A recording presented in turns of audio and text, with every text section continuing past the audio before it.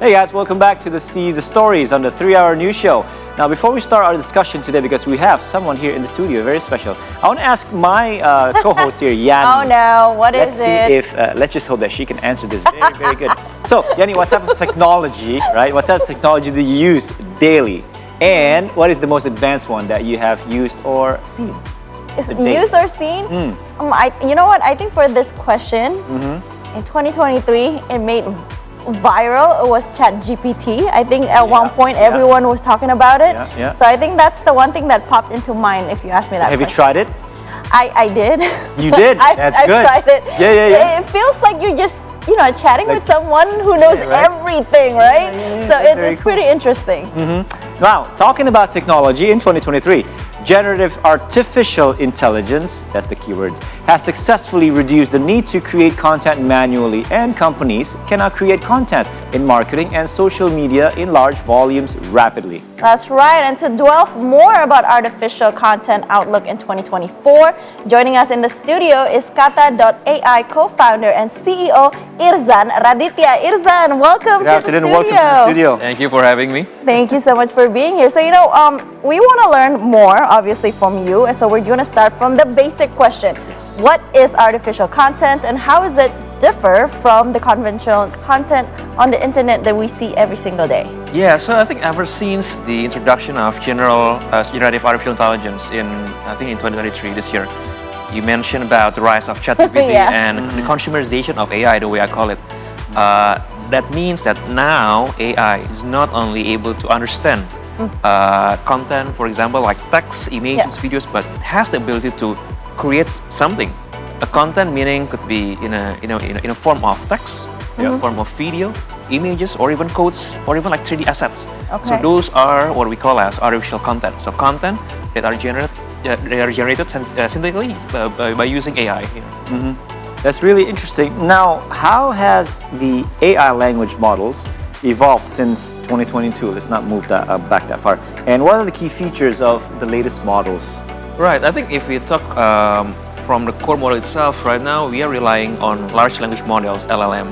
So ChatGPT, they broke the market by introducing the GPT 3.5, and then they introduced a thing like just some months ago, GPT-4, and it has been expanding to other use cases, not only for text generation and text understanding, but it has the ability to understand voice and then images, and even creating images, for example. Right. And we've seen like a lot of other companies are trying to make like similar applications by building their own large language models and resulting like different kind of contents. Now, just a few weeks ago, I just saw there's a new startup they introduced from text to video.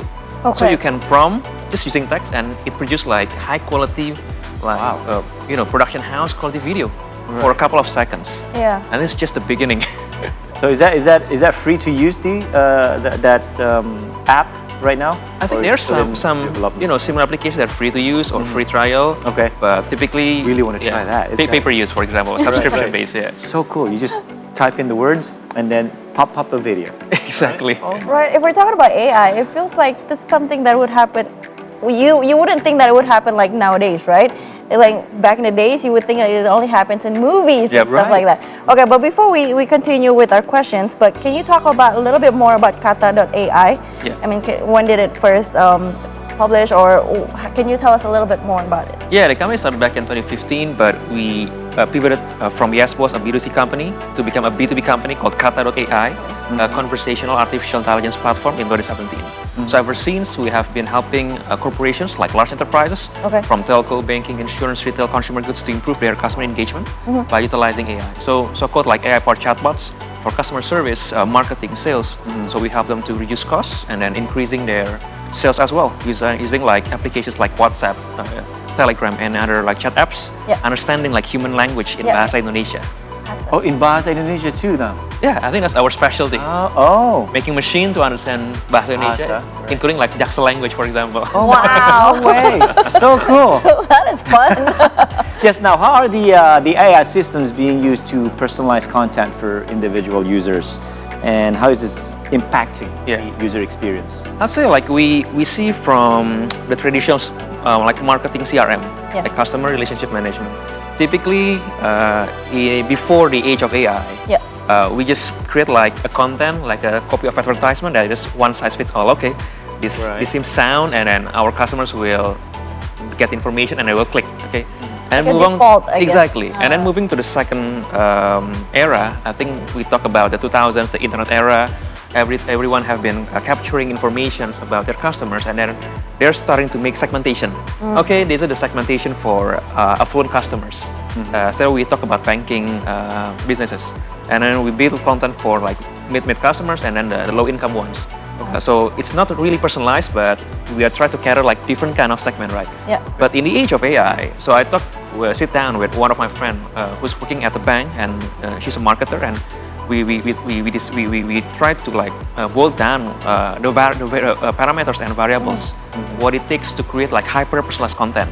Imagine like for one ad only, it might need we might need to create like 35,000 of variations of copies. Wow. Who would have had the ability to do that manually, right? Yeah. That's the power of AI to drive the hyper personalization, like from every single detail of your demographic, behavior, and then transactional data, for example. So anything, like processing like vast amount of data sets and create like one simple liner that exactly built and written for you. So right now your clients are really just across the board. They're just from one industry to the next. Yeah, exactly. Right now we're working with 200 plus enterprise clients in Indonesia. Wow. Different kind of sectors. So how are AI tools designed to collaborate with human creators, and what are the benefits of these collaborations? And is it possible? I can't even imagine what kind of collaborations are there. I think in this case, what we have to keep in mind that the human, like the creative worker, is a driver. Yeah. And AI is his co-pilot, and it doesn't change. Okay. So it will always going to be like that. Exactly. The one who has the idea, the one who has the, let's say, the direction of the brand itself, for example, the style of the images, it comes from driver. And AI could help, let's say, in the first phase for, let's say, like storyboarding, for example, like building sketches and ideas. Before by the end of the day, it's refined again by the real creative people here. So I think that's the way that AI could save a lot of time, especially for sharing samples to clients rather than spending days. Then it can be happening within hours, for example.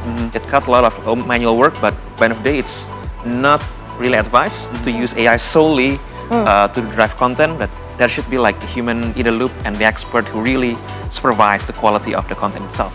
So it cut labors and also cut costs. That's what you... Time and cost, Time and cost, Yes. Now to take a little bit further on that topic you're mentioning just now, are there notable examples of successful projects or initiatives which showcase effective human-AI collaboration in content creation?